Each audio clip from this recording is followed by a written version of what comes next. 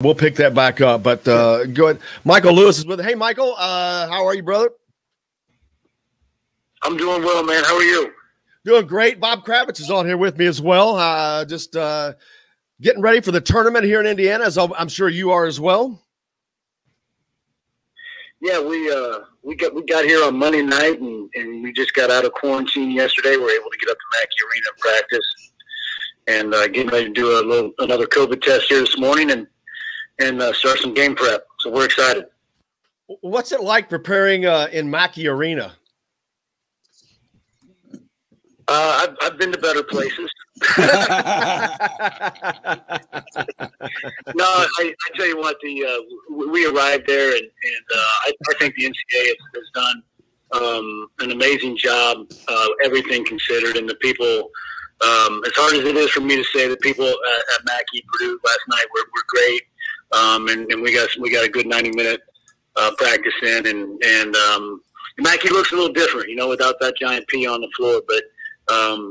It was good to get up there and work, and like I said, the NCAA's done an amazing job. I can't believe the logistics and coordinating all these things that they got running right now. Bob? Yeah, Michael, one of the things that concerns me about this whole tournament is that you guys have had such a long run of testing and quarantining and all this.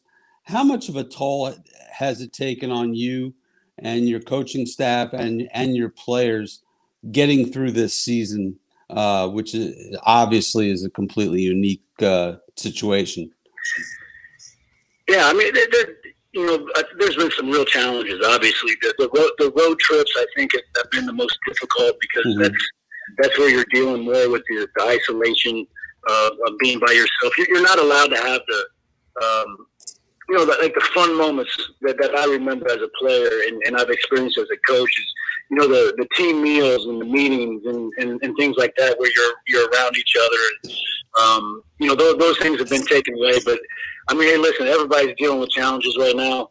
The fact that we got to play a season, the fact that there's going to be an NCAA tournament, I think is amazing, and all the work that's gone into it. You're right. There has been a toll, but you're also dealing with kids that get one shot to be college basketball players, and they get one shot at this experience, and they're getting a chance to live out a dream. So I'm all for that. Yeah. Were you surprised, real quick? Were you surprised that you were in the first four? A little bit. To be completely honest, a little bit, but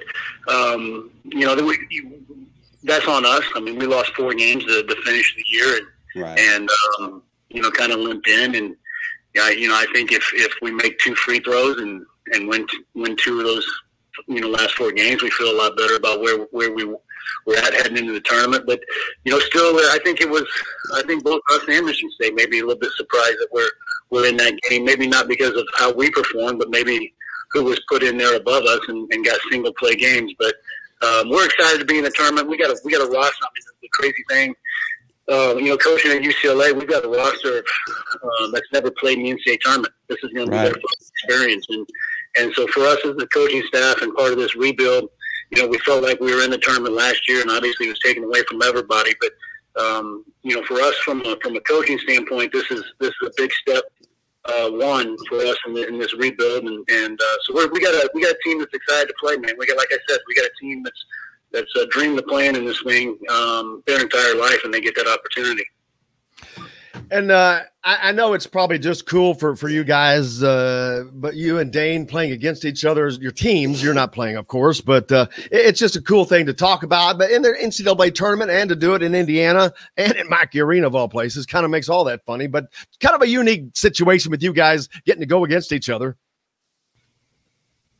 Yeah, Dane and I we've competed against each other a few times, and we normally could be able to catch up on the road recruiting, and obviously that hasn't been the case in the past year. But the thing is, like I'm not going to score any buckets tomorrow night, and Dane's not getting any buckets, and but it'll be good to see him across the sideline, and obviously it's a little bit of a storyline here for Indiana basketball fans, but at the end of the day, you got two power programs playing each other in an NCAA tournament game. So that's pretty cool.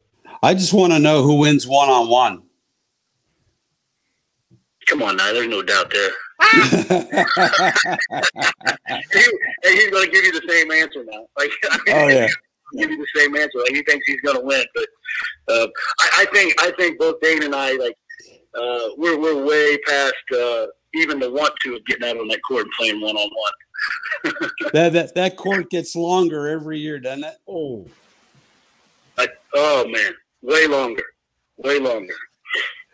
How might go? You've always been a Midwest guy, even in coaching. You're at Nebraska when Coach Miles lost his job there, but you obviously landed more than on your feet with Coach with Mick and out at UCLA, and you guys have instantly had success out there. What's it been like though to be playing basketball at such a faraway place? But still, UCLA obviously one of the blue bloods, but it's a different world than being in the Midwest. Yeah, I think the biggest adjustment, for me was just living in California and the initial, shock of the cost of living, right? Yeah. But the weather is real, man. The weather is beautiful. UCLA is a fantastic place to coach basketball. I mean, I walk into either Poly Pavilion or Mo Austin, our practice facility, and there's 11 national championship banners hanging up there, and you feel that pride. You feel it from the former players, you feel it from the UCLA community, and they're dying for us to get back to where UCLA basketball needs to be, and we're well on our way. Like I said, I think this is step one, and recruiting has been unbelievable there for us, and so we're looking forward to adding another banner, banner number 12, and just getting UCLA back to being national relevance year in and year out. Sounds a little bit like a school you used to go to. Yeah, and there needs, obviously, when you're in this business, you never want to see a guy lose his job, and he, I'm not upset with RG. I know he worked and he tried. It just wasn't a fit, and I think Indiana for them obviously have a great deal of pride in that program, and I wanted to be back where everybody else does, and whatever we need to do to get that to happen, the time is now.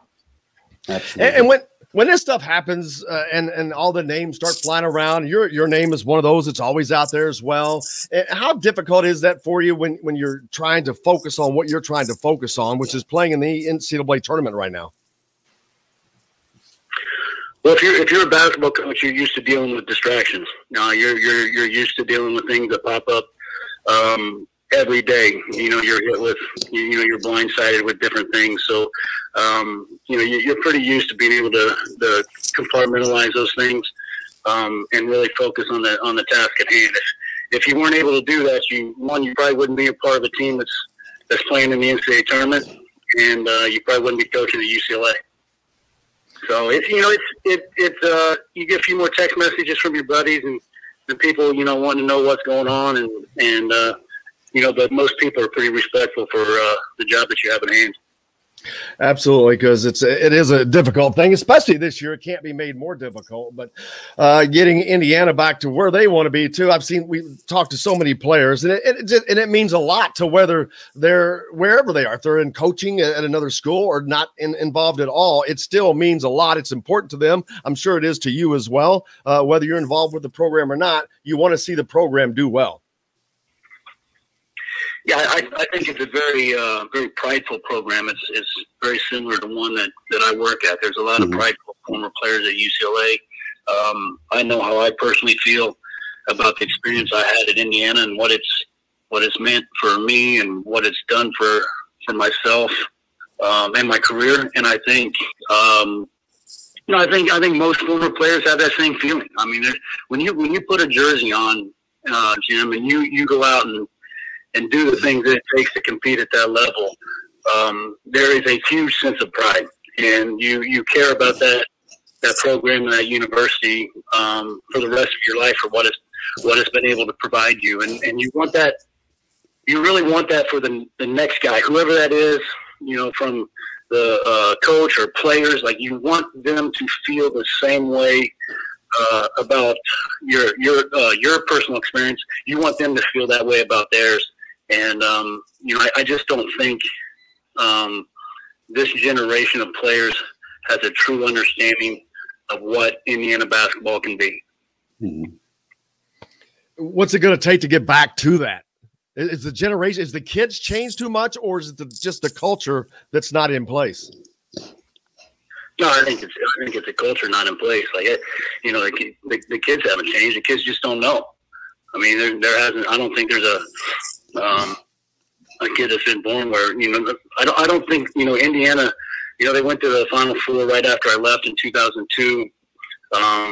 You know, there's kids I'm coaching kids on our team that, you know, were born and, you know, weren't born yet, right?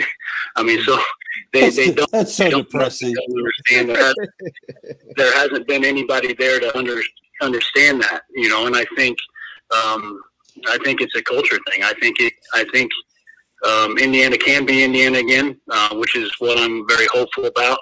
But it's going to take a process to reestablish what we once were. Bob, you can have the last one. We got to get Mike out of here so we can go get COVID tested so he can be on the bench. There you go. Yeah, I don't want to put you on the spot, but I will anyway. Do you have some thoughts as to who you'd like to see besides yourself? Do you have some thoughts as to who you'd like to see at the helm? You know, I want somebody to lead our program that cares about it, that understands it, that appreciates it, can really embrace what being the Indiana basketball coach is all about. And I think it's much bigger than just being a basketball coach. When you coach at Indiana, you know, you are the pseudo governor of the state, and you know, you have to embrace that. You have to live it. I want somebody to come in there that you know, has a true understanding of what it's like to lead a team in the Mackey Arena. I want a guy to lead the program that can articulate in a recruit's living room what Indiana basketball means, what being a player there stands for, and what it means, and what it can do for that individual for the next 40 years of their life. You know, I just want somebody that gets it.